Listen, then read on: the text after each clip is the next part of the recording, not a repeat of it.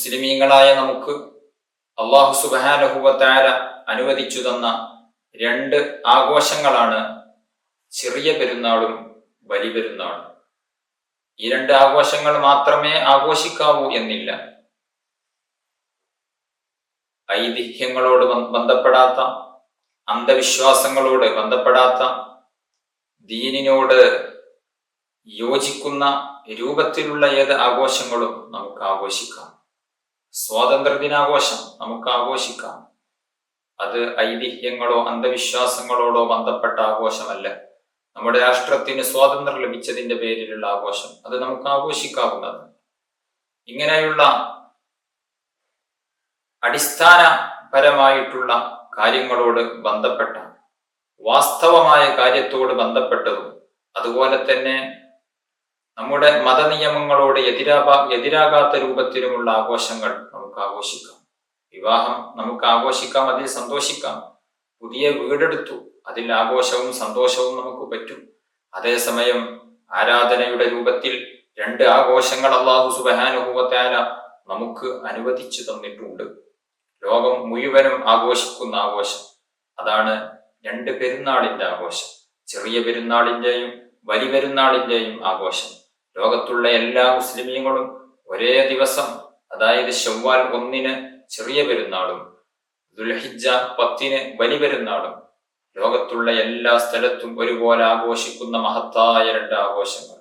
വലിയ ശ്രേഷ്ഠതയുള്ള 2 ദിനങ്ങളാണ്. പ്രാർത്ഥനക്ക് ഉത്തരം ലഭിക്കുന്ന 2 ദിനങ്ങളാണ് ആ 2 ദിനങ്ങൾ. അന്നത്തെ രാത്രിയിൽ പ്രാർത്ഥനക്ക് ഉത്തരം ലഭിക്കുമെന്ന് മഹാനായ ഇമാം ശാഫിഈ റളിയല്ലാഹു അൻഹു നമ്മെ പഠിപ്പിച്ചിട്ടുണ്ട്. 5 രാത്രികൾ നിങ്ങൾക്ക് പ്രാർത്ഥനക്ക് ഉത്തരമുണ്ട്. അതിലൊന്ന് ചെറിയ പെരുന്നാളിന്റെ രാത്രിയാണ്, മറ്റൊന്ന് വലിയ പെരുന്നാളിന്റെ രാത്രിയാണ്. റജബ് 1 ദിവസം, അതുപോലെ തന്നെ ശഅബാൻ പകുതി, വെള്ളിയാഴ്ച രാവ്, ഇങ്ങനെയുള്ള ഈ 5 രാത്രികളിൽ പ്രാർത്ഥനക്ക് പ്രത്യേകം ഉത്തരമുണ്ടെന്ന് ഷാഫി ഇമാം അടക്കമുള്ള പല മഹത്തുക്കളും നമ്മെ പഠിപ്പിച്ചിട്ടുണ്ട്. അതിൽ വളരെ പ്രധാനപ്പെട്ടതാണ് 2 പെരുന്നാളിന്റെ രാത്രി എന്നുള്ളത്. പെരുന്നാളിന്റെ രാത്രിക്കും പെരുന്നാളിന്റെ പകലിനും വലിയ മഹത്വം ഉണ്ട്. ധാരാളം പുണ്യകർമ്മങ്ങൾ അന്ന് ചെയ്യേണ്ടതുണ്ട്. പെരുന്നാളുമായി ബന്ധപ്പെട്ട സുന്നത്തുള്ള ഒന്നാണ് തക്ബീർ ചൊല്ലുക എന്നുള്ളത്.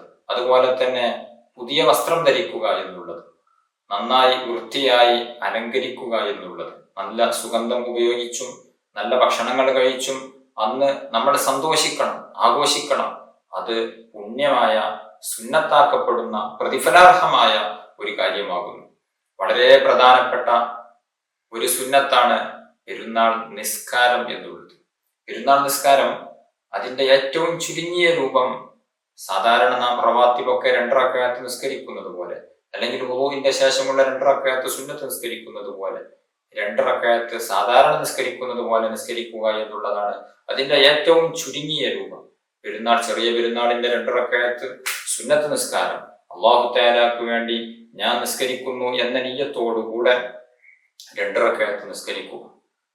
വലിയ പെരുന്നാളാണെങ്കിൽ വലിയ പെരുന്നാളിന്റെ 2 റക്അത്ത് സുന്നത്ത് നിസ്കാരം അല്ലാഹു തആലക്ക് വേണ്ടി ഞാൻ നിസ്കരിക്കുന്നു എന്ന നിയ്യത്ത് ചെയ്തുകൊണ്ട് 2 റക്അത്ത് സാധാരണഗതിയിൽ നാം നിസ്കരിക്കുന്നത് പോലെയുള്ള നിസ്കാരത്തെ നിസ്കരിക്കുക. ഇതാണ് ഏറ്റവും ചുരുങ്ങിയ രൂപം. അതേസമയം അതിന്റെ സമ്പൂർണമായ രൂപം, അവൻ 1-ാമത്തെ റക്അത്തിൽ ശബ്ദം ഉയർത്തിക്കൊണ്ട് വജ്ജഹ്തു ഓതിയതിന് ശേഷം 7 പ്രാവശ്യം തക്ബീർ ചൊല്ലുക. 2-ാമത്തെ റക്അത്തിൽ അവൻ 2-ാമത്തെ റക്അത്തിലേക്ക് എഴുന്നേറ്റ് നിന്നതിന് ശേഷം 5 പ്രാവശ്യം ശബ്ദം ഉയർത്തിക്കൊണ്ട് തക്ബീർ ചൊല്ലുക. അഊദ് ഓതുന്നതിന്റെ മുമ്പായിരിക്കണം തക്ബീർ ചൊല്ലേണ്ടത്. ഫാത്തിഹയിലേക്ക് പ്രവേശിക്കുന്നതിന്റെ മുമ്പാണ് തക്ബീർ ചൊല്ലേണ്ടത്. 1-ാമത്തെ റക്അത്തിൽ 7 പ്രാവശ്യവും 2-ാമത്തെ റക്അത്തിൽ 5 പ്രാവശ്യവുമാണ് ചെയ്യേണ്ടത്. തക്ബീർ ചൊല്ലുമ്പോൾ കൈ ഉയർത്തലും ശബ്ദം ഉയർത്തലും പ്രത്യേകം സുന്നത്തുണ്ട്. ഓരോ തക്ബീറുകൾക്ക് ശേഷവും സുബ്ഹാനല്ലാഹി വൽഹംദുലില്ലാഹി വലാ ഇലാഹ ഇല്ലല്ലാഹു വല്ലാഹു അക്ബർ എന്ന് ചൊല്ലൽ പ്രത്യേകം സുന്നത്തുണ്ട്. വലാ ഹൗല വലാ ഖുവത ഇല്ലാ ബില്ലാഹിൽ അലിയ്യിൽ അസീം എന്ന് കൂട്ടിച്ചൊല്ലലും പ്രത്യേകം സുന്നത്തുണ്ട്. അതുപോലെ തന്നെ അല്ലാഹു അക്ബർ കബീറ വൽഹംദുലില്ലാഹി കതീറ വസുബ്ഹാനല്ലാഹി ബുക്റതൻ വഅസീല വസല്ലല്ലാഹു അലാ സയ്യിദിനാ മുഹമ്മദിൻ വസല്ലമ തസ്ലീമൻ കതീറ എന്നുകൂടെ കൂട്ടുക എന്നുള്ളതും പ്രത്യേകം നല്ല കാര്യം തന്നെയാകുന്നു, സുന്നത്തുള്ള കാര്യം ആകുന്നു. ഏതായിരുന്നാലും ഒന്നാമത്തെ റക്അത്തിൽ 7 പ്രാവശ്യവും രണ്ടാമത്തെ റക്അത്തിൽ 5 പ്രാവശ്യവും തക്ബീർ ചൊല്ലുകയാണ് വേണ്ടത്. ശേഷം തക്ബീർ ചൊല്ലിയതിന് ശേഷം അഊദു ഓതി, ഫാത്തിഹ ഓതി, പിന്നീട് നമുക്ക് സൂറത്ത് ഓതണം. ഏത് സൂറത്താണ് പെരുന്നാൾ നിസ്കാരത്തിൽ ഓതേണ്ട സൂറത്ത്? ഒന്നാമത്തെ റക്അത്തിൽ ഖാഫ് വൽ ഖുർആനിൽ മജീദ് എന്ന് തുടങ്ങുന്ന ആ സൂറത്ത്, രണ്ടാമത്തെ റക്അത്തിൽ ഇഖ്തറബത്തിസ് സാഅത്തു എന്ന് തുടങ്ങുന്ന സൂറത്ത്. ഈ 2 സൂറത്തുകളാണ് പെരുന്നാൾ നിസ്കാരത്തിൽ ഓതുന്നത്. ഇത് രണ്ടും ഓതാൻ അറിയില്ല എങ്കിൽ, അല്ലെങ്കിൽ ഇത് രണ്ടും ഓതാൻ നമ്മൾ ഉദ്ദേശിക്കുന്നില്ല എങ്കിൽ, ഒന്നാമത്തെ റക്അത്തിൽ സബ്ബിഹിസ്മ റബ്ബിക്കൽ അഅല എന്നുള്ള സൂറത്തും രണ്ടാമത്തെ റക്അത്തിൽ ഹൽ അതാക ഹദീസുൽ ഗാശിയ എന്നുള്ള സൂറത്തും ആണ് ഓതേണ്ടത്. ഇങ്ങനെയാണ് പെരുന്നാൾ നിസ്കാരത്തിന്റെ സമ്പൂർണമായ രൂപം. ഒന്നാമത്തെ റക്അത്തിൽ 7 പ്രാവശ്യം തക്ബീർ ചൊല്ലാതെ, രണ്ടാമത്തെ റക്അത്തിൽ 5 പ്രാവശ്യം തക്ബീർ ചൊല്ലാതെ സാധാരണ നിസ്കരിക്കുന്നത് പോലെ നിസ്കരിച്ചാലും അതിന്റെ മിനിമം സുന്നത്ത് നമുക്ക് ലഭിക്കും. പൂർണ്ണമായ രൂപമാണ് ഒന്നാമത്തെ റക്അത്തിൽ 7 പ്രാവശ്യവും രണ്ടാമത്തെ റക്അത്തിൽ 5 പ്രാവശ്യവും തക്ബീർ ചൊല്ലുക എന്നുള്ളത്.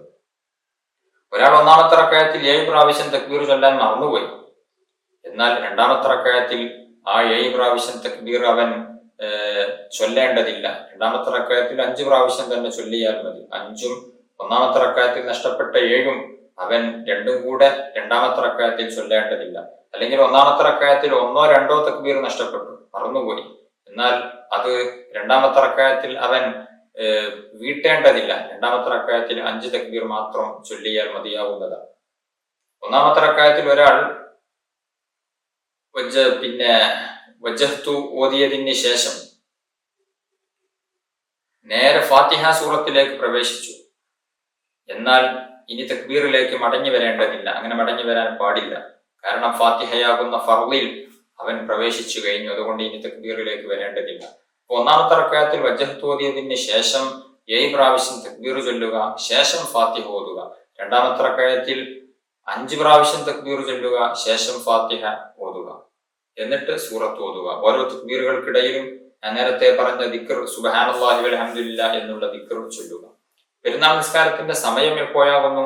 പെരുന്നാൾ നിസ്കാരത്തിന്റെ സമയം പെരുന്നാൾ ദിവസത്തിലെ സൂര്യൻ ഉദിച്ചതിന്റെയും അതുപോലെ തന്നെ സൂര്യൻ നമ്മുടെ തലക്ക് നേരെ മുകളിൽ നിന്ന് തെറ്റി ളുഹറിന്റെ സമയമാകുന്ന ആ സമയം, ഈ സമയങ്ങൾക്കിടയിലാണ് തുലൂഉൽ ഫജ്റിന്റെയും സവാൽ ശംസിന്റെയും ഇടയിലുള്ള സമയം.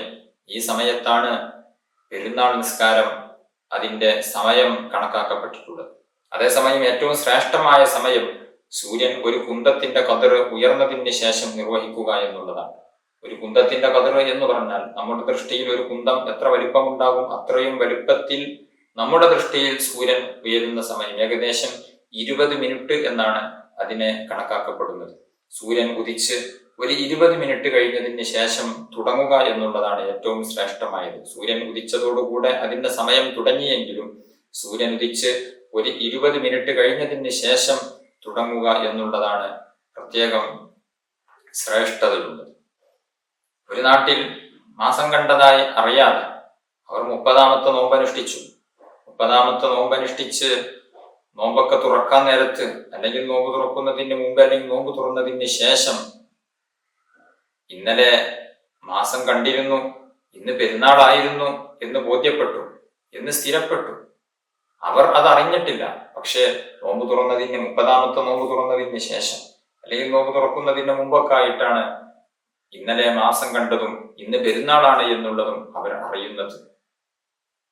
എന്നാൽ പിറ്റേ ദിവസം അവർക്ക് അതാ ആയിട്ട് തന്നെ പെരുന്നാൾ നിസ്കാരം നിസ്കരിക്കാവുന്നതാണ്. അതിന് വിരോധം ഇല്ല.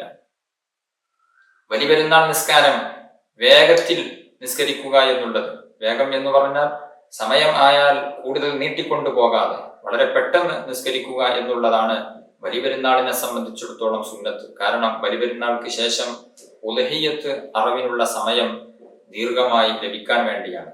അതേസമയം ചെറിയ പെരുന്നാൾ നിസ്കാരമാണ് എങ്കിൽ ഒരൽപ്പം സമയം കഴിഞ്ഞതിന് ശേഷം നിസ്കരിക്കുക എന്നുള്ളതാണ് സുന്നത്ത്. കാരണം ചെറിയ പെരുന്നാളിന് നിസ്കാരത്തിന് മുമ്പ് ഫിത്ർ സക്കാത്ത് കൊടുക്കാനൊക്കെ ഉണ്ടാകും.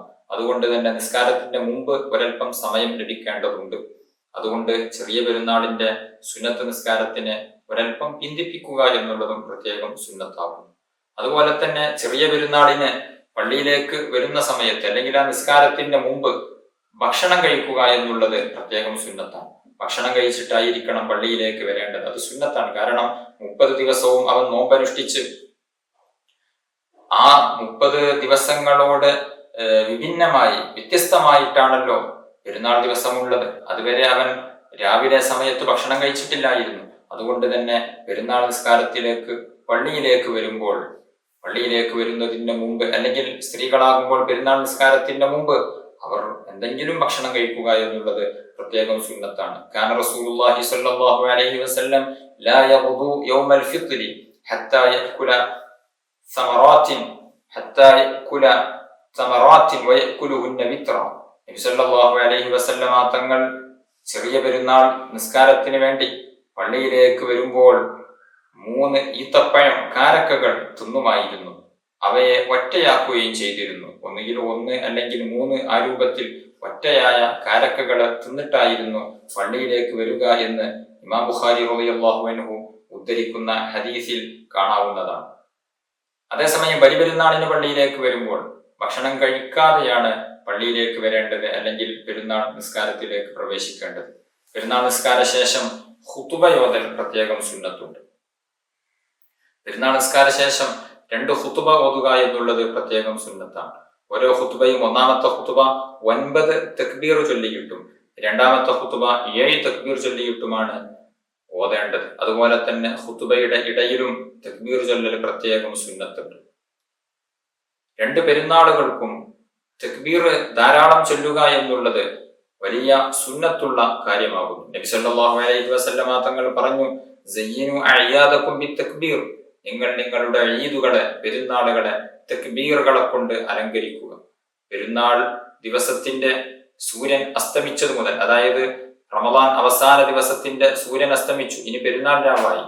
ആ രാവ് മുതൽ, ആ സൂര്യാസ്തമയം മുതൽ ഇമാം ജമാഅത്തായി നിസ്കരിക്കുകയാണ് എങ്കിൽ അവന്റെ ഇമാം തക്ബീറത്തുൽ ഇഹ്റാം ചൊല്ലുന്നത് വരെ, പെരുന്നാൾ നിസ്കാരത്തിന്റെ തക്ബീർ ചൊല്ലുന്നത് വരെ, ഒറ്റക്ക് നിസ്കരിക്കുകയാണ് എങ്കിൽ അവൻ പെരുന്നാൾ നിസ്കാരത്തിലേക്ക് പ്രവേശിക്കുന്നത് വരെ ആ സമയം മുഴുവനും തക്ബീർ ഉറക്കയും അതുപോലെ തന്നെ രഹസ്യമായും ഒക്കെ ചൊല്ലുക എന്നുള്ളത് പ്രത്യേകം സുന്നത്താണ്. നടക്കുമ്പോഴും കിടക്കുമ്പോഴും വീട്ടിലും അങ്ങാടിയിലും ഒക്കെ തക്ബീർ ചൊല്ലുക എന്നുള്ളത് പ്രത്യേകം സുന്നത്തുണ്ട്. ചെറിയ പെരുന്നാളിന് ഈ ഒരു സമയം മാത്രമാണ് തക്ബീർ ചൊല്ലൽ സുന്നത്തുള്ളത്. അതായത് റമദാൻ അവസാനിച്ച് സൂര്യൻ അസ്തമിച്ചു, ഇനി പെരുന്നാൾ രാവാണ്. ആ സൂര്യൻ അസ്തമിച്ചത് മുതൽ പെരുന്നാൾ നിസ്കാരത്തിലേക്ക് പ്രവേശിക്കുന്നത് വരെ തക്ബീർ ചൊല്ലുക എന്നുള്ളത് പ്രത്യേകം സുന്നത്താണ്. അതേസമയം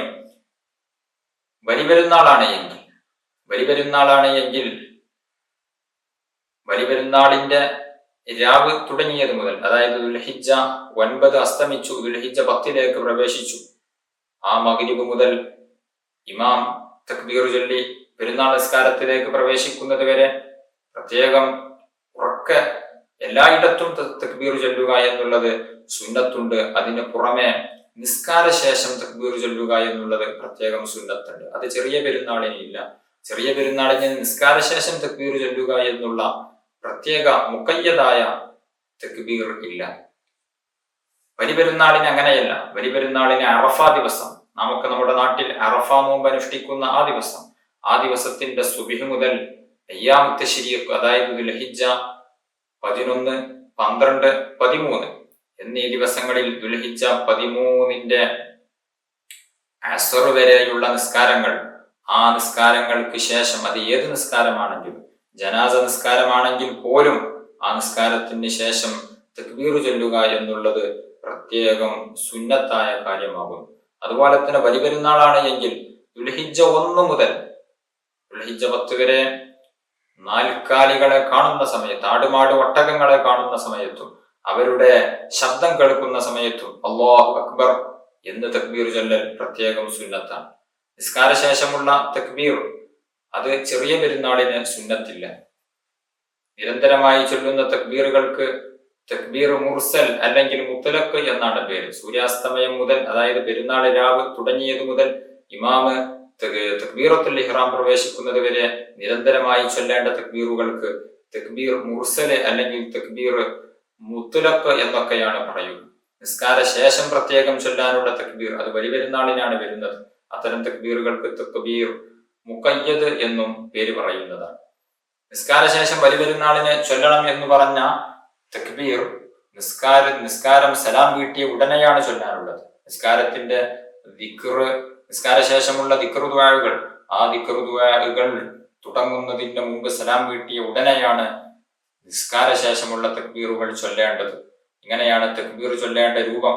പെരുന്നാൾ നല്ല സന്തോഷ രൂപത്തിൽ, ഇസ്ലാം അനുവദിച്ച രൂപത്തിൽ ആഘോഷിക്കുക എന്നുള്ളത് നല്ല കാര്യമാകുന്നു.